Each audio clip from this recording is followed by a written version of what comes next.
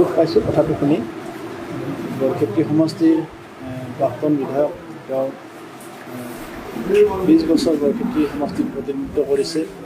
অসমৰ প্ৰাক্তন মুখ্যমন্ত্ৰী প্ৰবীণ ৰাজনীতিবিদ ডক্টৰ বৰ্মন দেৱৰ মৃত্যুত বৰক্ষেত্ৰীত নিশ্চয়কৈ শোকৰ ছাপ পৰিছে। মই বৰ্মন ডাঙৰীয়াৰ বিদেহী আত্মাৰ সদ্গতি কামনা কৰিছোঁ ভগৱানৰ ওচৰত, আৰু তেখেতৰ শোকসন্তপ্ত পৰিয়াললৈকে সমবেদনা জনাইছোঁ। আৰু তেখেতে বৰক্ষেত্ৰী সমষ্টিক প্ৰতিনিধিত্ব কৰি বৰক্ষেত্ৰী সমষ্টিৰ কাৰণে যিখিনি কৰিলে, তাৰ প্ৰতি বৰক্ষেত্ৰী ৰাইজে তেখেতক সদায় মনত ৰাখিব।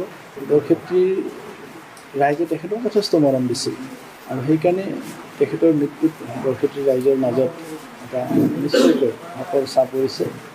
কিন্তু মই ভগৱানৰ ওচৰত প্ৰাৰ্থনা জনাইছোঁ, তেখেতৰ আত্মাই যেন শান্তি পায়, চিৰশান্তি পায়, স্বৰ্গত বাস কৰে।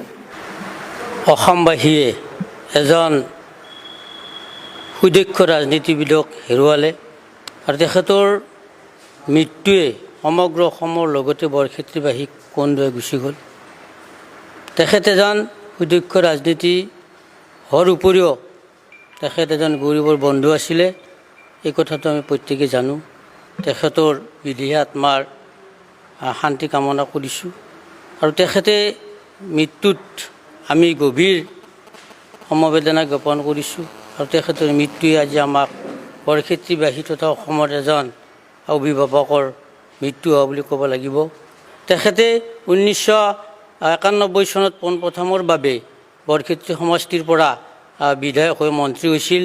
তাৰ আগতো তেখেতে 1967 চনৰ পৰা ধৰ্মপুৰ সমষ্টিৰ পৰা বিধায়ক হৈছিল। কিন্তু বৰক্ষেত্ৰীত 91 চনৰ পৰা আৰম্ভ কৰি 96 চন বাদ দি 1901 চনৰ পৰা পুনৰ 2015